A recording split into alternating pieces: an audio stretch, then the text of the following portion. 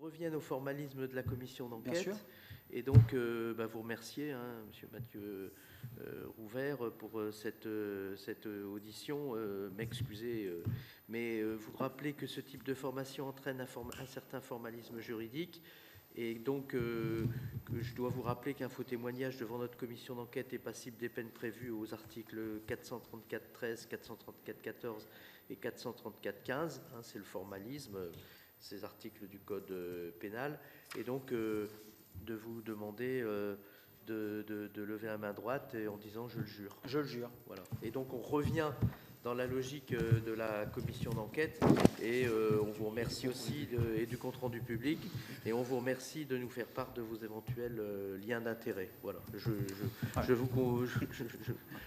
remercie le rapporteur, Monsieur Dossus. Je crois que vous avez déjà abordé un certain nombre de questions et donc je vous redonne la parole. Merci. Je vous remercie, Monsieur le Président. Concernant mes liens d'intérêt, ils sont essentiellement universitaires. Je suis rattaché au labo de recherche Léon Duguay, Université de Bordeaux. Merci.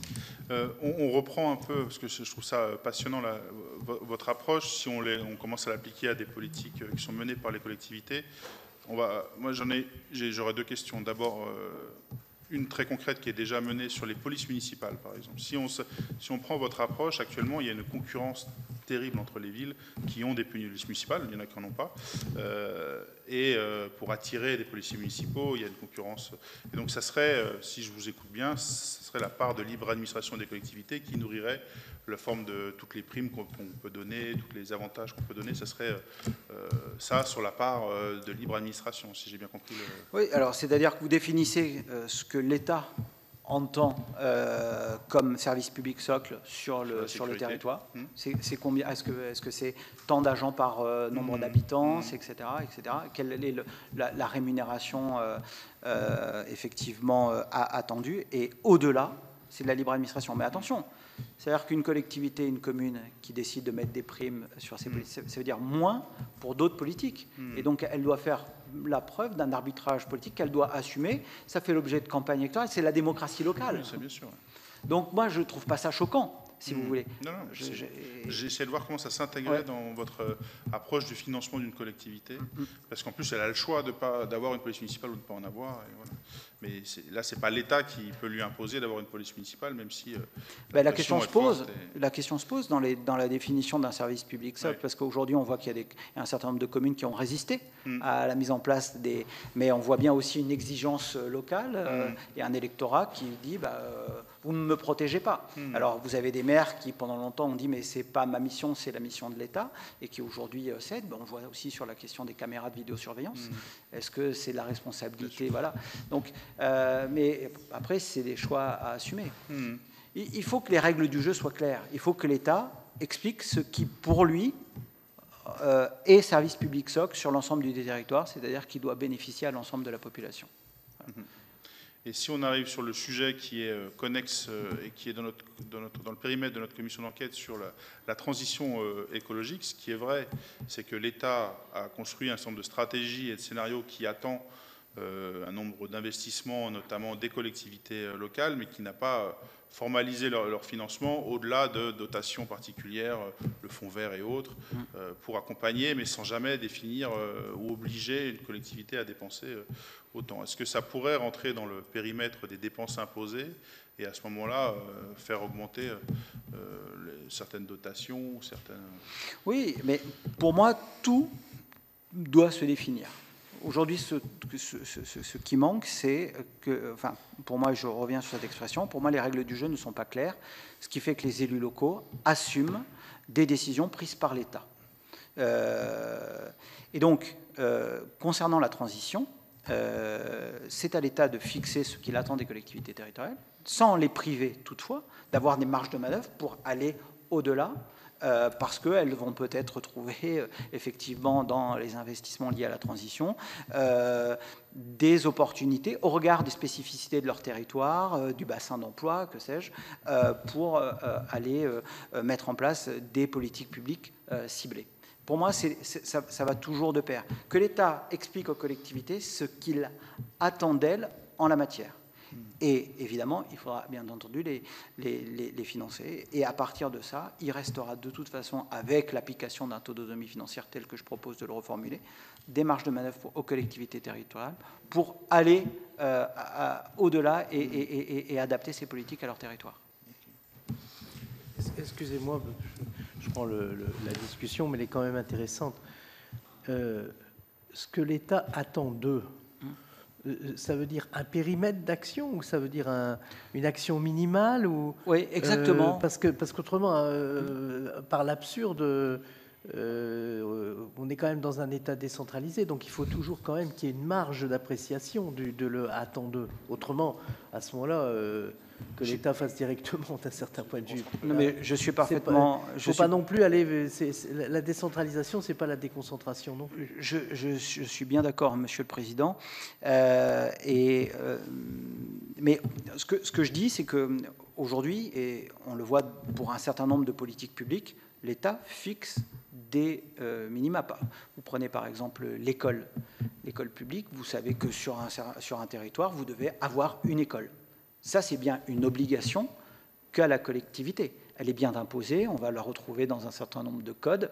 Donc, on voit bien que l'État est capable de dire, sur ce service public de l'éducation, nous confions aux communes la responsabilité d'avoir au minimum une école sur un périmètre géographique déterminé. Pourquoi il ne peut pas le faire sur...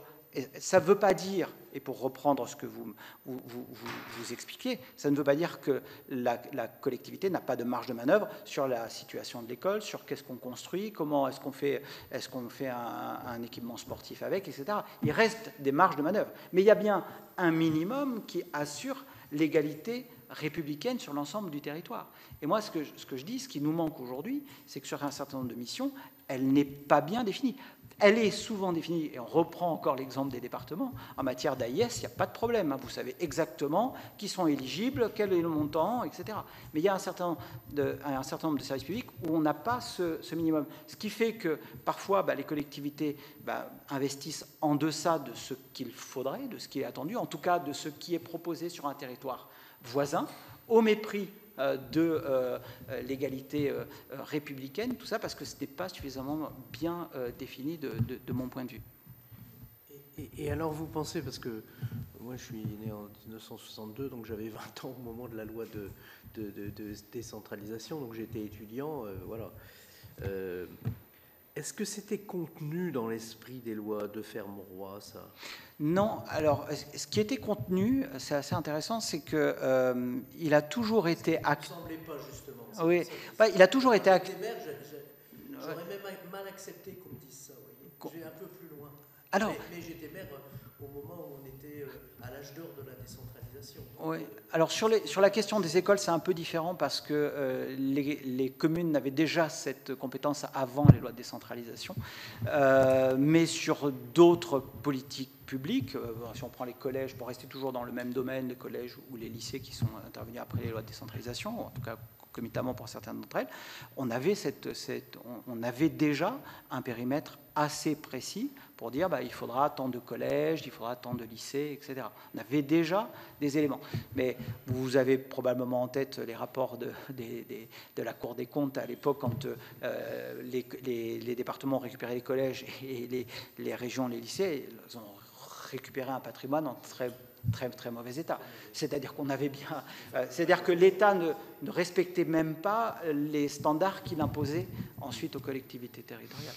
Et, oui, il y a ce minimum. Il est logique. Dans un État unitaire, en fait, si vous voulez, c'est deux choses l'une. Soit on est dans un État unitaire et on attend de l'État qu'il fixe un minimum, mais évidemment, dans le cadre de la décentralisation, il faut une libre administration qui permette d'aller au-delà, d'adapter, là encore, au regard du territoire, de la population, etc.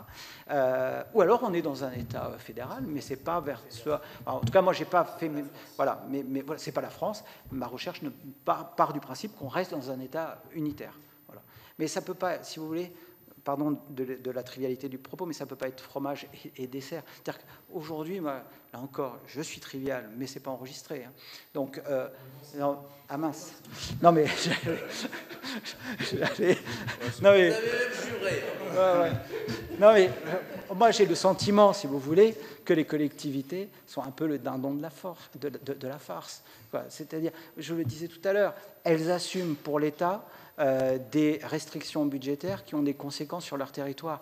Je le disais tout à l'heure, puisque c'est enregistré, mais je l'assume, ce n'est pas le préfet qui va dans les réunions publiques expliquer aux associations qu'on va réduire leurs subventions. Ce n'est pas le préfet qui assume tout ça. C'est les collectivités territoriales. Ce sont les élus qui aujourd'hui se retrouvent dans ces situations. Alors même qu'en réalité, bon, les décisions dont il s'agit de discuter du financement sont arrêtées par l'État. Merci, je pense que c'est assez intéressant et je pense que ça pousse la logique assez loin. J'ai trouvé ça assez rafraîchissant dans la façon dont on aborde les choses, puisque c'est vrai qu'on tournait un peu autour de ça et après ça ouvre beaucoup de questions aussi sur ce dont vous avez parlé, Président, sur le rapport entre la politique de l'État déconcentré et la liberté des collectivités décentralisées. Donc là, il y a tout un champ qui est bousculé par votre approche, mais merci beaucoup pour cette Merci audition, pour votre invitation. Très intéressante. Merci beaucoup. Merci, Monsieur le Président. Merci.